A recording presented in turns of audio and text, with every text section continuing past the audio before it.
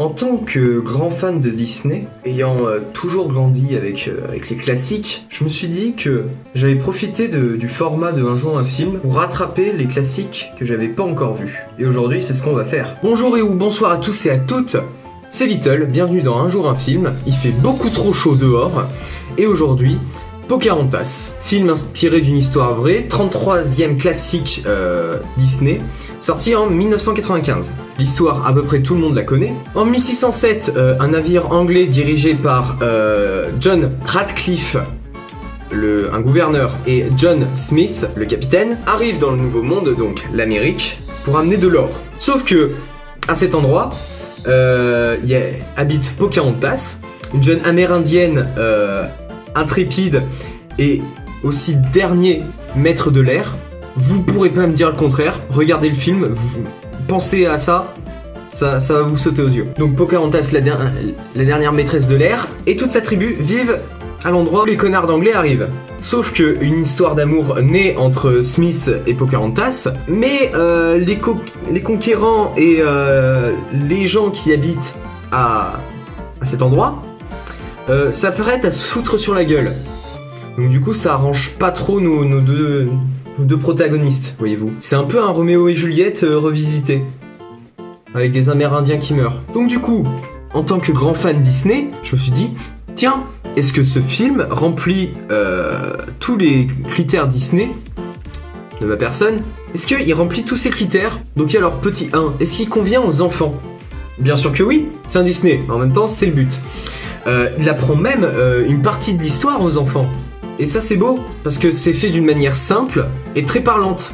Et c'est une vérité en plus, c'est pas genre vraiment mielleux, etc. Un peu, mais pas tellement.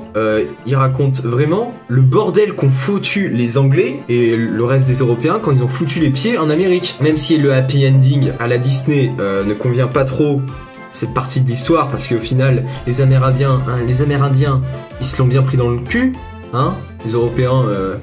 Ils ont tout niqué. Petit 2, est-ce qu'il convient aux plus grands? Bien sûr que oui, grâce à plein de petits détails qui font bien plaisir. Je les ai pas en tête, mais je m'en rappelle, il y a des trucs, les jeux de mots de grand-mère feuillage. Voilà, il y a des enfants qui vont pas comprendre, nous les adultes on se fait ah ouais c'est drôle, enfin ou pas. Justement, il y a des petits détails dans les chansons aussi que les enfants comprennent pas trop.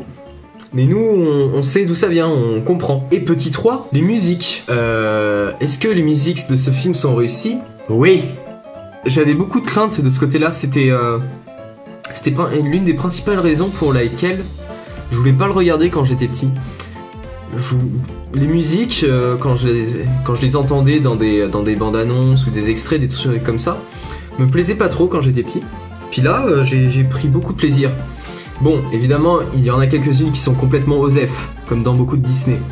Mais il y en a quelques-unes qui te marquent bien. L'air du vent, Mine, et des sauvages sont très très marquantes, notamment dans le rythme.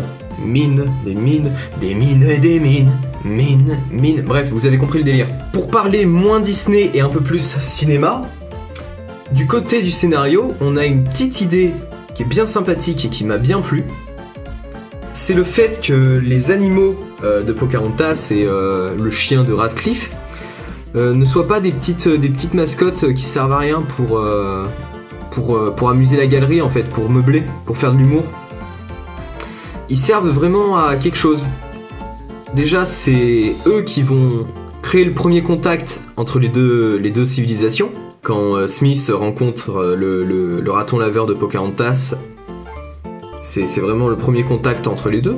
Et il y a le fait aussi, je vous invite à regarder le film en ayant ça en tête en fait, le fait que ce que font les animaux dans le film va se retrouver à l'échelle humaine plus tard. Et ça c'est pas con comme système, parce que ça aide à la compréhension du film pour les plus jeunes, pour les enfants.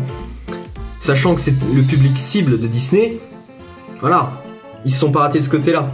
Du coup c'est très intelligent, et on aime quand un film est intelligent, parce que pour le jeune public, c'est cool parce que ça le rend intelligent, et on évite d'avoir des enfants teubés. Même si les enfants de base c'est bien teubé. Donc voilà, c'était un jour un film sur un Disney. Il y en aura très certainement d'autres. parce que je les ai pas tous vus. Attention, ça va arriver. Partagez, commentez, abonnez-vous, je ne le répète jamais assez. Et cette fois-ci, vous allez me faire plaisir et vous allez mettre un pouce. Attention, suspense, vous allez me mettre un pouce couleur. Un pouce couleur papier peint. La mise au point, s'il te plaît, téléphone. Bon, il veut pas faire la mise au point, mais c'est du papier peint bleu. Donc, pouce couleur papier peint bleu. Et moi, je vous dis au revoir.